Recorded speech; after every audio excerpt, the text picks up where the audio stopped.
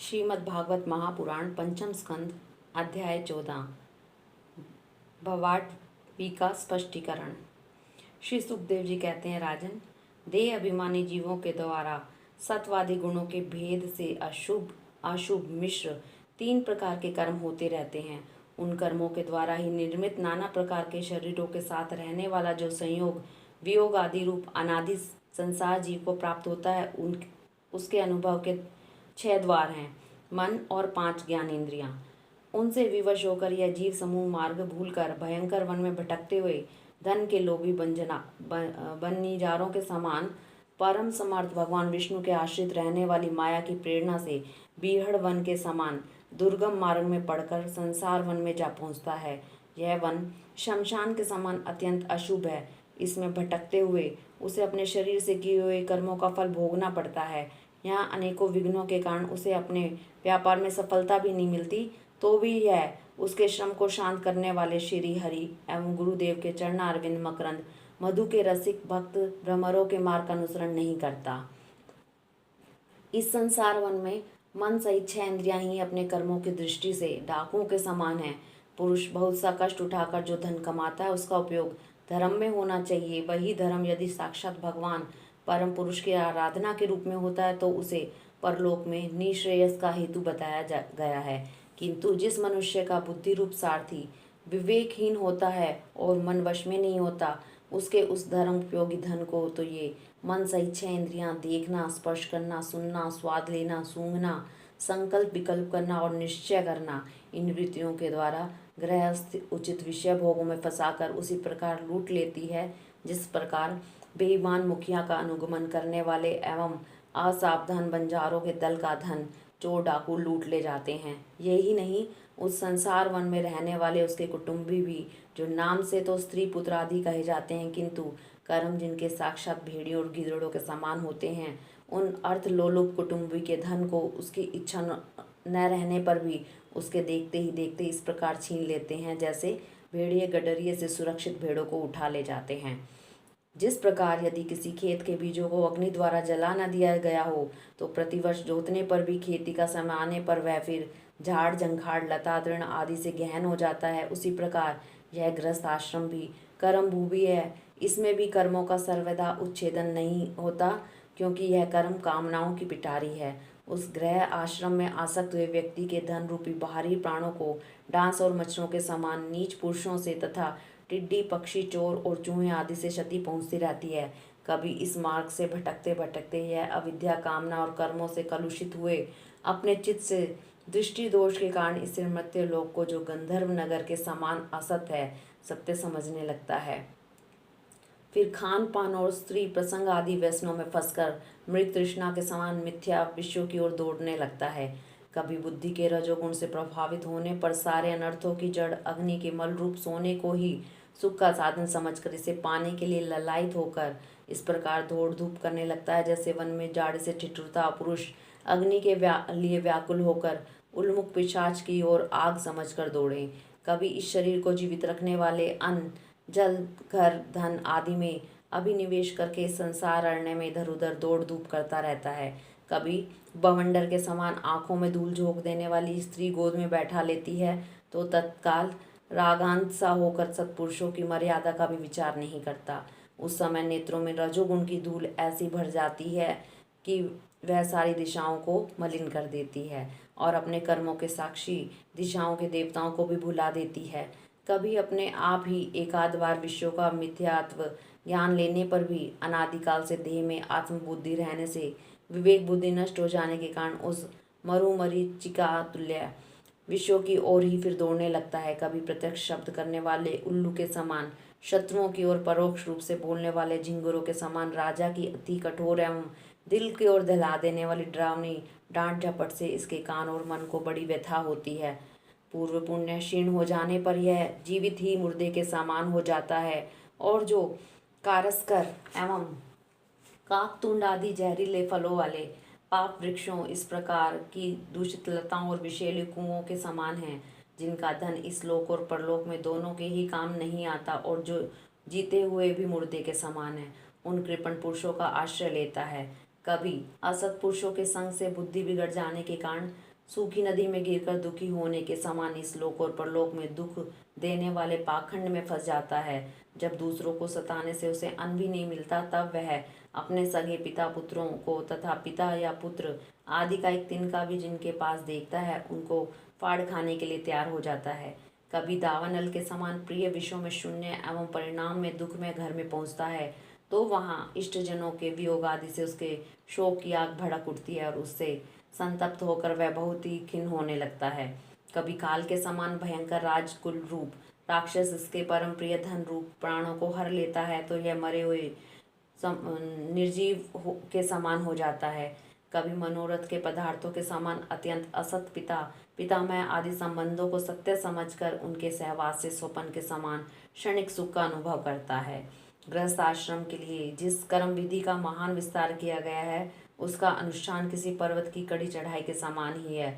लोगों को उस ओर प्रवृत्त देकर उनकी देखा देखी जब यह भी उसे पूरा करने का प्रयत्न करता है, तब तरह तरह की कठिनाइयों से कलेशित होकर कांटे और कंकड़ों से भरी भूमि में पहुंचे हुए व्यक्ति के समान दुखी हो जाता है।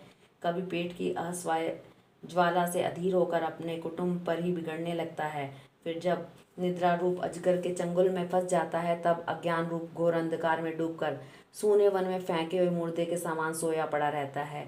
उस समय इसे किसी बात की सुधि नहीं रहती। कभी दुर्जन रूप कांटे वाला जीव इतना काटते और तिरस्कार करते हैं कि इनके गर्भ रूप दांत जिनसे यह दूसरों को काटता था टूट जाते हैं। तब इसे अशांति के कारण नींद नहीं आती तथा मर्म वेदना के कारण क्षण क्षण में विवेक शक्ति क्षीण होते रहने से अंत में अंधे की भांति यह नरक रूप अंधे कुएं में जा गिरता है। कभी विषय सुख रूप मधु कणों को ढूंढते ढूंढते जब यह लुक छिपकर पर स्त्री या पर धन को उड़ाना चाहता है, तब उसके स्वामी या राजा के हाथ से मारा जाकर ऐसे नरक में जा गिरता है जिसका कोई ओर छोर नहीं है। इसी से ऐसा कहते हैं कि प्रवृत्ति मार्ग में रहकर किए हुए लौकिक और वैदिक दोनों ही प्रकार के कर्म जीव को संसार की ही प्राप्ति कराने वाले हैं। यदि किसी प्रकार राजा आदि के बंधन से छूट भी जाए, तो अन्याय से अपहरण किए हुए उन स्त्री और धन को देवदत्त नाम का कोई दूसरा व्यक्ति छीन लेता है और उससे विष्णुमित्र नाम का कोई तीसरा व्यक्ति झटक देता है। इस प्रकार वे भोग एक पुरुष से दूसरे पुरुष के पास जाते रहते हैं, एक स्थान पर नहीं ठहरते। कभी कभी शीत और वायु आदि अनेकों आदि देविक आदि भौतिक और आध्यात्मिक दुख की स्थितियों के निवारण करने में समर्थ न होने से यह अपार चिंताओं के कारण उदास हो जाता है। कभी परस्पर लेन देन का व्यवहार करते समय किसी दूसरे का थोड़ा सा दमड़ी भर या इससे भी कम धन चुरा लेता है, तो इस बेईमानी के कारण उससे वह ठान जाते हैं। राजन, इस मार्ग में पूर्वोक्त विघ्नों के अतिरिक्त सुख दुख राग द्वेष भय अभिमान प्रमाद उन्माद शोक मोह लोभ मार्तस्य ईर्ष्या अपमान क्षुधा पिपासा आदि व्याधि जन्म जरा मृत्यु आदि और भी अनेकों विघ्न हैं। किसी समय देव माया रूपनी स्त्री के बाहुपाश में पड़कर विवेकहीन हो जाता है, तब उसी के लिए विरहा भवन आदि बनाने की चिंता में ग्रस्त रहता है। तब उसी के आश्रित रहने वाले पुत्र पुत्री और अन्य स्त्रियों के मीठे मीठे बोल चितवन चेष्टाओं में आसक्त होकर उन्हीं में चित फंस जाने से वह इंद्रियों का दास अपार अंधकार में नरकों में गिरता है। काल चक्र साक्षात भगवान विष्णु का आयुध है। वह परमाणु से लेकर द्विपरार्ध पर्यंत क्षण घटी आदि अवयवों से युक्त है। वह निरंतर सावधान रहकर घूमता रहता है। जल्दी जल्दी बदलने वाली बाल्य यौवन आदि अवस्थाएं उसका वेग हैं। उसके द्वारा वह ब्रह्म से लेकर शुदा अतिशूद्र तृण पर्यंत सभी भूतों का निरंतर संहार करता रहता है। कोई भी उसकी गति में बाधा नहीं डाल सकता।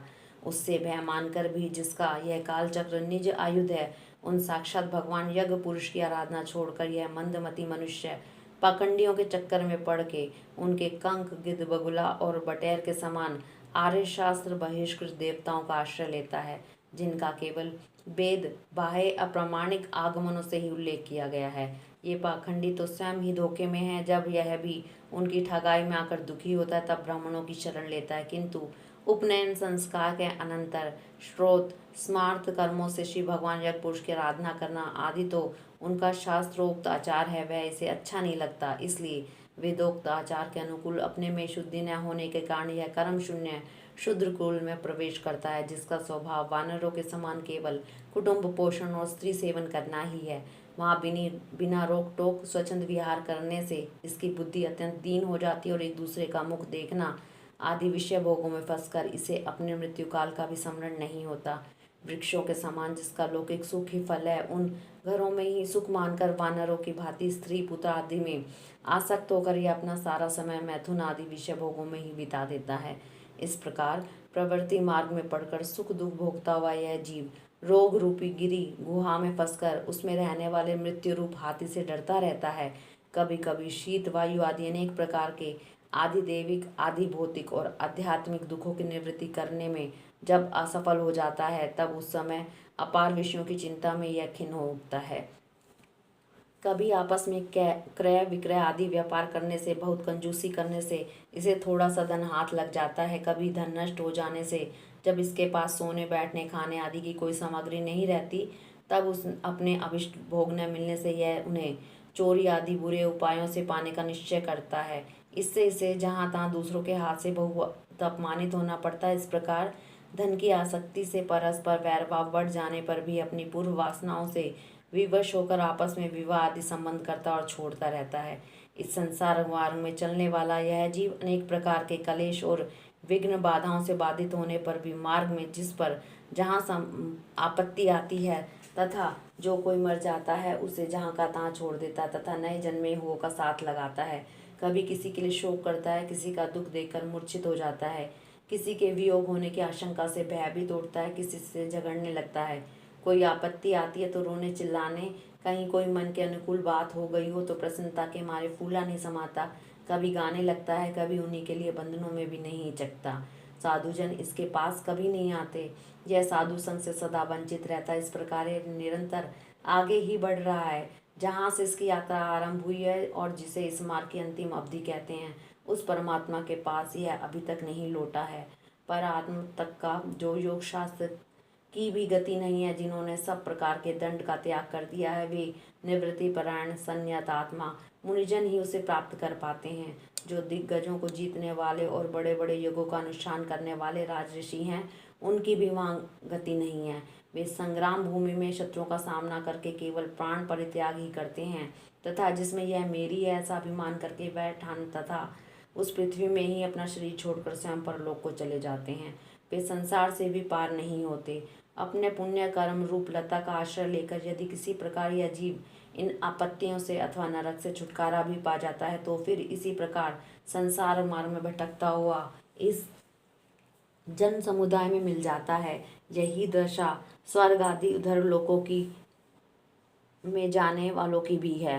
राजन, राजर्षि भरत के विषय में पंडित जन ऐसा कहते हैं जैसे गरुड़ जी की होड़ कोई मक्खी नहीं कर सकती, इस प्रकार राजर्षि महात्मा भरत के मार्ग का कोई अन्य राजा मन से भी अनुकरण नहीं कर सकता।